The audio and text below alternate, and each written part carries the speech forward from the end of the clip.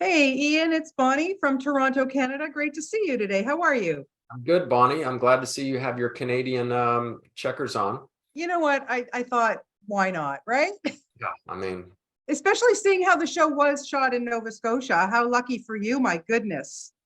really, truly, that is lucky for me because Yeah, Nova Scotia is a pretty beautiful place.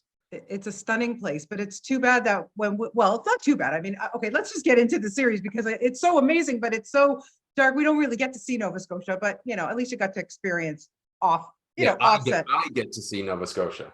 Exactly. We don't, you do, but that's all good. But let's, listen, this series is so freaking amazing. And I want to ask you why you think audiences are loving it so much. Well, I think it touches a number of elements that people find really appealing in storytelling. One is the human dynamic, like looking at, we want to hold a mirror up to ourselves and understand our own relationships better. And Yeah. this, you get to do it through heightened circumstances, which is even more valuable because you see people, including yourself, behave in ways in which you didn't know were aspects of yourself because Yeah. you've been pushed to your limit. And that teaches you about your own character and those that you love and people in the community as well. And so we get to experience that while watching a show. Yeah. And then there's the monster element and the horror element, which definitely connects to a sizable audience who really want the thrills and chills with that and kind of enjoy exploring and getting to the edge of what of life and death and how vulnerable we are as humans and the impermanence of this whole experiment of Yeah. life. Exactly. So there's a lot of elements that will connect with people. So I'm not surprised that it's Yeah. And getting keeps us all on the edge, that's for sure. And especially probably you guys too. And I'm wondering for this season, in season one, it set it all up. We get the setup. Now we're diving in a little deeper, but there's also new people who have now joined the cast. We've got these people on the bus that so how did it change the dynamic when you had that first group that you became kind of a family? And now you got these new people. How did that all work? well,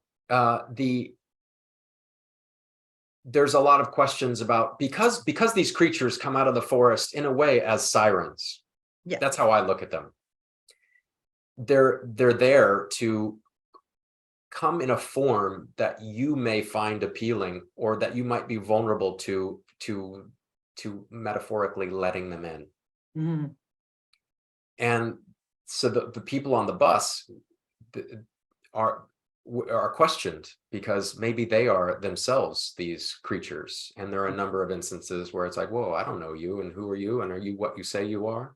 Right. And then pretty quickly your human intuition, like after an experience with them, will like, okay, these are actual people, and I either now subdivide them into categories where I like these people or I don't like these people, or they're useful or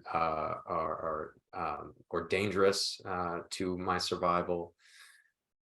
So it's also nice just to bring in, it's also nice not to be the new guy, right? Right. Jim and his family are the new kids on the block for the first season, and Yeah. we're the ones who don't know anything. Right. And now in the second season, Jim gets to take one or two people under his wing and teach Mm. them the ropes, as they say. Yeah. What were you most excited about exploring in Jim's journey for this new season? Questioning things, like he really starts out like, oh, wait a minute, maybe the things I've learned, right? Let's think of this. The things I've learned in this life or in this town are not necessarily true. Maybe Right. the system creates a bunch of fabrications and illusions for us to buy into. Yeah. And so the stories of this place and the rules of it, the construct and the creatures and the you can't escape and you're stuck here and all of these elements, maybe none of that's real. Maybe none of that's true. Maybe the forces that are concocting this story are a different predatory force that needs to be dealt with in its own right and cannot be dealt with until it's seen for what it is. So I can take easily parallels of this life in this world and extrapolate them and put them directly into From Town. And I think that's the beauty of this of the story. This is allegorical. This goes back to Plato's allegory of the cave. Yeah. what are the, you know, what are the shadows on the wall, and what's creating them? Yeah, it What's is. captured our attention? Well, a lot has captured our attention. This is such a good series. Keep up the great work, and what a pleasure to have the opportunity to talk to you today. I really, really appreciate your time. You are very welcome, and I appreciate you. Bye. Thank you. Have a great day. Okay, bye.